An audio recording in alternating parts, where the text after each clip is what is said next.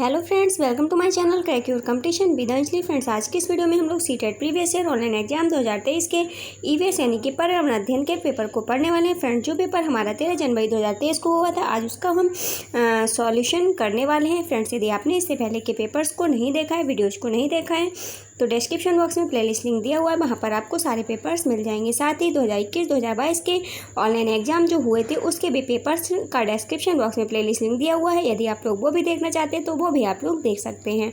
Friends, मैं आपको बता दूं कि आपका जो पेपर सीटेट का होने वाला है ऑफलाइन, उसमें काफ़ी सारे क्वेश्चंस इस क्वेश्चन पेपर से लिए जा सकते हैं, क्योंकि बहुत सारे क्वेश्चंस हमेशा से ही रिपीट होते आए हैं। पिछले साल भी काफ़ी क्वेश्चंस रिपीट हुए थे, तो उम्मीद है कि इस बार भी सारे क्वेश्चंस आपके अधिकतर क्वेश्चंस 50% क्वेश्चन इन्हीं पेपर से आते हैं। तो प्लीज़ वीडियो को लास्ट तक जरूर देखिएगा। चलिए फ्रेंड्स, वीडियो को शुरू करते हैं। लेकिन वीडियो को शुरू करने से पहले एक छोटी सी रिक्वेस्ट है, यदि आप चैनल पर नए हो तो चैनल को सब्सक्राइब करके बेल आइकन को प्रेस कर लीजिएगा, ताकि जो भी वीडियो मैं अपलोड करूँ उसका नोटिफिकेशन आपको मिल सके। चलिए फ्रेंड्स, शुरू करते हैं। क्वेश्चन नंबर 1 है, जिस राज्य में नेहरू इंस्टीट्यूट ऑफ माउंटेनियरिंग स्थित है उसका नाम है। नंबर 1 उत्तर प्रदेश, 2 उत्तराखंड, 3 है हिमाचल प्रदेश, 4 झारखंड। तो नेहरू इंस्टीट्यूट ऑफ माउंटेनियरिंग स्थित है उत्तराखंड में। ऑप्शन नंबर 2 इसका सही आंसर है। नेक्स्ट है क्वेश्चन नंबर 2, उस मादक द्रव्य की पहचान कीजिए जो एक भ्रांतिजनक मादक द्रव्य का उदाहरण नहीं है। पहला है एलएसडी, दूसरा है हशीश यानी कि भांग, तीसरा कैनाबिस और चौथा है पेनिसिलिन। तो राइट आंसर हो जाएगा ऑप्शन नंबर 4 पेनिसिलिन। पेनिसिलिन एक ऐसा मादक द्रव्य है जो एक भ्रांतिजनक मादक द्रव्य का उदाहरण नहीं है। नेक्स्ट है क्वेश्चन नंबर 3, जल संरक्षण में संलिप्त अलवर जिले से भारत का जल पुरुष कहे जाने वाले इस पर्यावरणवादी का नाम है। नंबर 1 जादव पायंग, 2 राजेंद्र सिंह, 3 मेधा पाटकर, 4 आबिद मूर्ति। तो राइट आंसर हो जाएगा option number 2 Rajendra Singh. Friends, Rajendra Singh Alwar जिले से थे और उन्होंने जल संरक्षण में भाग लिया था और ये कहे जाते हैं भारत के जल पुरुष। नेक्स्ट क्वेश्चन है हमारा क्वेश्चन नंबर 4, वह प्रतिरूप जो कश्मीरी हाउस बोट पर चौखटी आरा पहेली के जैसे दिखता है वह है। नंबर 1 देवबंद, 2 मेहराब, 3 मुकरना, 4 खत्मबंद। तो वह कौन सा है फ्रेंड? वह है खत्मबंद। ऑप्शन नंबर 4 इसका सही आंसर है। नेक्स्ट है क्वेश्चन नंबर 5, कक्षा 5 की पाठ्य पुस्तक में गोलकोंडा के किले का मानचित्र छपा है। इस मानचित्र के दाहिने नीचे भाग में निम्नलिखित पैमाना छपा है। पैमाना 1 सेंटीमीटर बराबर दिया है 110 सेंटीमीटर।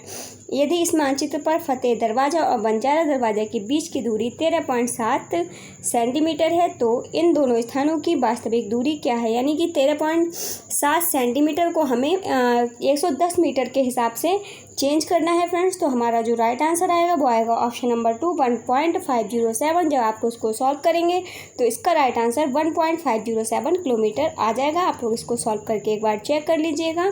नेक्स्ट क्वेश्चन है हमारा क्वेश्चन नंबर 6, एक पारिस्थितिक वातावरण के पिरामिड में तीसरा पोषणज स्तर है। नंबर 1 अपघटक, 2 उत्पादक, 3 शाकाहारी, 4 मांसाहारी। तो राइट आंसर हो जाएगा ऑप्शन नंबर 4 मांसाहारी। एक पारिस्थितिकी वातावरण के तीसरा जो पोषण स्तर है वो हो जाएगा आपका मांसाहारी। ऑप्शन नंबर 4 इसका सही आंसर होगा। नेक्स्ट क्वेश्चन है क्वेश्चन नंबर 7, दिल्ली से मुंबई यात्रा करते हुए गौरव जानी निम्नलिखित राज्यों में से किन छोटे छोटे राज्यों से होकर गुजरे? नंबर 1 है महाराष्ट्र, राजस्थान, हरियाणा, 2 गुजरात, महाराष्ट्र, राजस्थान, 3 राजस्थान, मध्य प्रदेश, महाराष्ट्र, 4 मध्य प्रदेश, छत्तीसगढ़। तो राइट आंसर हो जाएगा ऑप्शन नंबर 2 गुजरात, महाराष्ट्र और राजस्थान से। नेक्स्ट क्वेश्चन है क्वेश्चन नंबर 8, मनाली में चमेली किस प्रकार के आवास में रहती हैं? नंबर 1 है प्रबल बांस के खंभों से बने घर में, 2 खपरेल के मिट्टी के घर में, 3 पत्थर या लकड़ी से बने घर में, 4 बहुमंजिला घर में। तो राइट आंसर हो जाएगा ऑप्शन नंबर 3 पत्थर या लकड़ी से बने घर में। फ्रेंड्स, मनाली में जो लोग रहते हैं वो पत्थर या लकड़ी से बने घरों में रहते हैं। ऑप्शन नंबर 3 इसका सही आंसर होगा। नेक्स्ट है क्वेश्चन नंबर 9, गेहूं से हम विविध प्रकार के खाद्य व्यंजन बना सकते हैं। निम्नलिखित में से कौन से खाद्य पदार्थ गेहूं द्वारा नहीं बनाए गए? नंबर 1 उत्तपम तथा डोसा, 2 चपाती तथा केक, 3 हलवा तथा पूरी, 4 स्लाइड ब्रेड और तथा पुआ। तो राइट आंसर हो जाएगा हमारा ऑप्शन नंबर 1 उत्तपम तथा डोसा। ये जो सामग्री है, ये जो व्यंजन है, इन गेहूँ का प्रयोग करके नहीं बनाया जा सकता। नेक्स्ट है क्वेश्चन नंबर 10।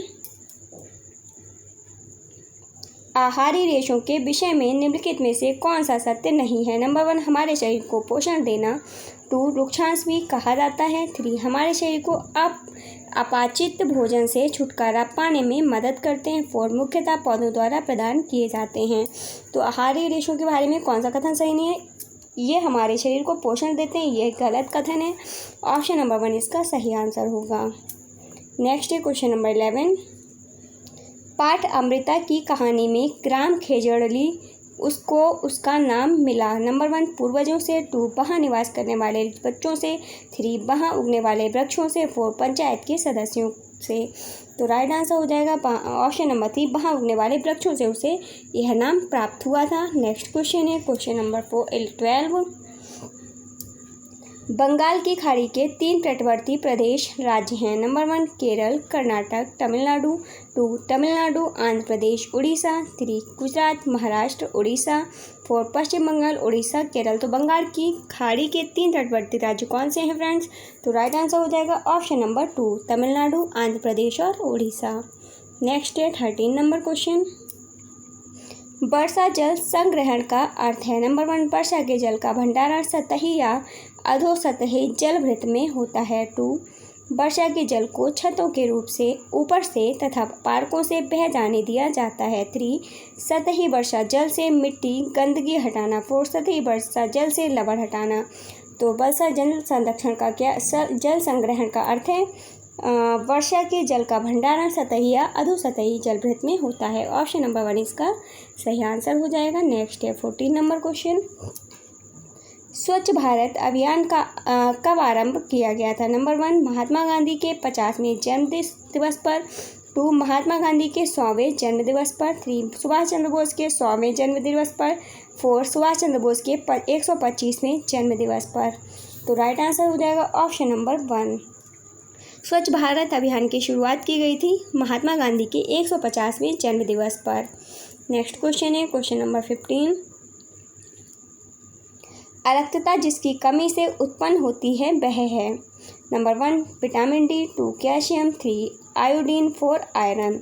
तो राइट आंसर हो जाएगा ऑप्शन नंबर 4 आयरन। आयरन की कमी से क्या होता है? रक्ताल्पता यानी कि रक्तता की बीमारी हो जाती है। ऑप्शन नंबर 4 इसका सही आंसर होगा। फ्रेंड्स हमारे 15 क्वेश्चन कंप्लीट हो गए हैं। अब हमारा पेडागोजी के क्वेश्चन शुरू हो जाते हैं। तो चलिए पेडागोजी के क्वेश्चंस को पढ़ते हैं। काफ़ी सारा रोल है आपका पेडागोजी के क्वेश्चंस का, क्योंकि आपके हर सब्जेक्ट में जो भी आप सब्जेक्ट लेते हैं, जैसे कि आपने इंग्लिश और संस्कृत में से एक सब्जेक्ट चूज करना होता है, या फिर आप अदर स्टेट से हैं तो आप अपनी लैंग्वेज को चूज करते हैं, तो तब भी आपको 15 क्वेश्चन हर सब्जेक्ट से पेडागोजी के मिलते हैं। तो पेडागोजी का काफ़ी ज़्यादा महत्व है आपके एग्जाम में। तो पेडागोजी के क्वेश्चन को अच्छे से समझ लीजिएगा।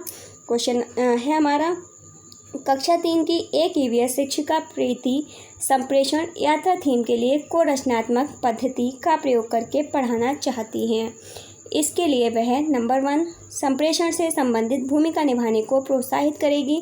2 विवादास्पद विषयों से संबंधित विचार विमर्श को प्रोत्साहित करेगी। 3 किसी नज़दीकी डाकघर पर जाने के लिए क्षेत्र भ्रमण की योजना बनाएगी। 4 श्यामपट्ट को एक प्रभावी शिक्षण साधन के रूप में प्रयोग करेगी। तो राइट आंसर हो जाएगा ऑप्शन नंबर 3 किसी नज़दीकी डाकघर पर जाने के लिए क्षेत्र भ्रमण की योजना बनाएगी। नेक्स्ट है क्वेश्चन नंबर 2।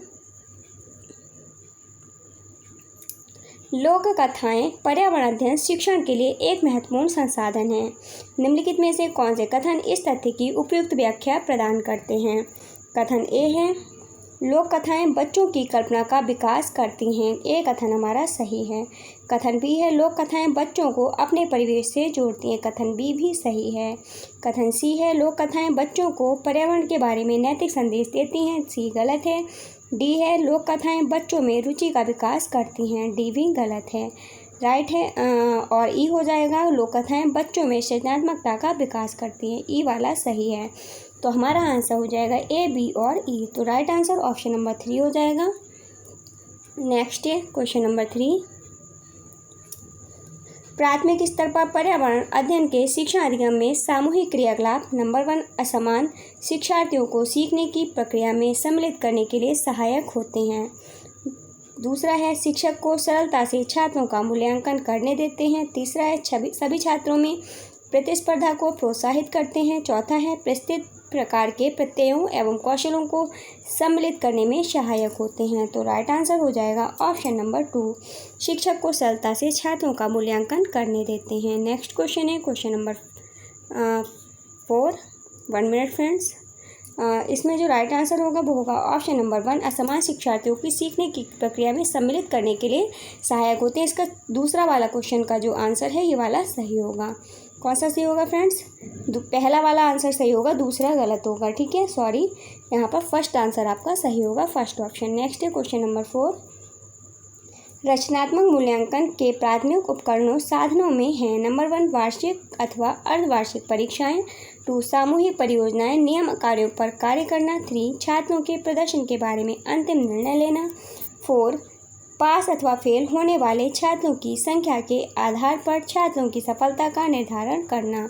तो राइट आंसर हो जाएगा हमारा ऑप्शन नंबर 2, सामूहिक परियोजनाओं नियत कार्यों पर कार्य करना रचनात्मक मूल्यांकन के प्राथमिक उपकरण या साधन होंगे।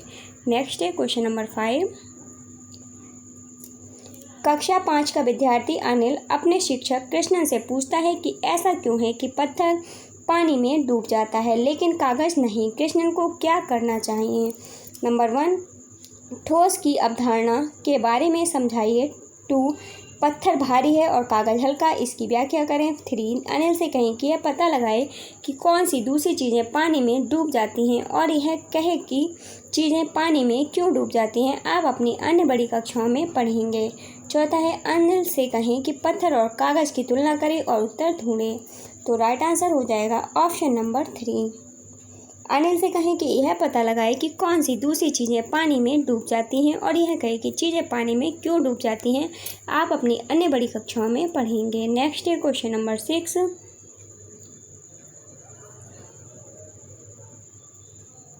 जल के विषय पर एक इकाई पढ़ाते समय एक कक्षा बोर्ड की पर्यावरण अध्ययन की शिक्षिका बच्चों को स्वच्छ एवं सुरक्षित पेयजल की उपलब्धता पर उनके पड़ोस के सर्वेक्षण के लिए भेजने की योजना बनाती है। शिक्षिका प्रयास करती है नंबर 1 विभिन्न क्षेत्रों में जल सुविधाओं के बारे में रिपोर्ट तैयार करने की, 2 सामाजिक पहलुओं को पर्यावरणीय कारकों के साथ एकीकृत करने की, 3 छात्रों की सहायता करने की जिससे वे अपने पास पड़ोस की जल संबंधी समस्याओं के बारे में सीखें, और 4 है अध्याय को पढ़ाने के अपने स्वयं के बोझ को कम करने का। तो राइट आंसर हो जाएगा ऑप्शन नंबर 2, सामाजिक पहलुओं को पर्यावरणीय कारकों के साथ एकीकृत करने की। नेक्स्ट है क्वेश्चन नंबर 7। तानी ने एक कहानी पढ़ी जिसमें एक लोमड़ी आलू बुखारा खाना चाहती है पर वो एक ऊंचे पेड़ पर लगे आलू बुखारा तक नहीं पहुंच पाती है। लोमड़ी यह कहते हुए चली जाती है कि आलू बुखारा खट्टा है। तानी ने पहले कभी आलू बुखारे का फल नहीं देखा, लेकिन कहानी पढ़ने के बाद वह यह जानती है कि आलू बुखारा एक फल है। यह घटना निम्नलिखित में से किस अधिगम सिद्धांत की पुष्टि करती है? पहला है बच्चे इंद्रियगत अनुभवों से सीखते हैं। दूसरा है बच्चे संदर्भ से सीखते हैं। 3 बच्चे अनुमान लगाकर सीखते हैं। 4 बच्चे ज्ञान की संरचना से सीखते हैं।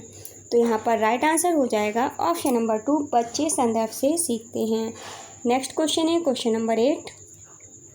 ईवीएस में करके सीखने के प्रत्यय का अर्थ है नंबर 1 कक्षा में बहुत सी शिक्षण सामग्रियों साधनों का उपयोग, 2 पढ़ाते समय बहुत से प्रश्नों को शामिल करना, 3 विभिन्न प्रकार के व्याख्यानों तथा स्पष्टीकरणों का प्रयोग, 4 भूमिका निभाना तथा परियोजना कार्य सम्मिलित करना। राइट आंसर हो जाएगा ऑप्शन नंबर 4, ईवीएस में करके सीखने का तात्पर्य है भूमिका निभाना तथा परियोजना कार्य सम्मिलित करना। Next question number 9। मनोरमा अपने विद्यार्थियों से पूछती है कि उनके पास आसपास रहने वाले जीवों में कितने पैर हैं। एक पर्यावरण अध्ययन अध्यापक के रूप में इस गतिविधि के पीछे के सबसे उपयुक्त उद्देश्य कैसे होने चाहिए, कौन से होने चाहिए? नंबर ए है विद्यार्थियों को जानवरों के विभिन्न शरीर अंगों से अवगत कराना। ए वाला हमारा नहीं है, गलत है ये। दूसरा है बी विद्यार्थियों में जंतु जगत की विभिन्नता के प्रति सराहना विकसित करना। बी वाला सही हो जाएगा। सी है विद्यार्थियों की स्वाभाविक जिज्ञासा को पोषित करना, सी वाला भी सही है। डी है विद्यार्थियों को अवलोकन एवं खोज के अवसर प्रदान करना, डी वाला भी सही हो जाएगा। तो राइट आंसर हो जाएगा हमारा ऑप्शन नंबर 1 ए, बी, सी और डी। कौन सा हो जाएगा फ्रेंड्स? बी, सी और डी हमारा राइट आंसर होगा। नेक्स्ट है क्वेश्चन नंबर 10। रोहन शिक्षक से शिकायत करता है कि सैम को एक कीड़े ने काट लिया है और वह उसे कुचल रहा है। शिक्षण शास्त्र के संबंध में शिक्षक का सबसे उपयुक्त व्यवहार क्या होना चाहिए? नंबर 1, सैम से बात करके उसे कीड़े को कुचलने से मना करें।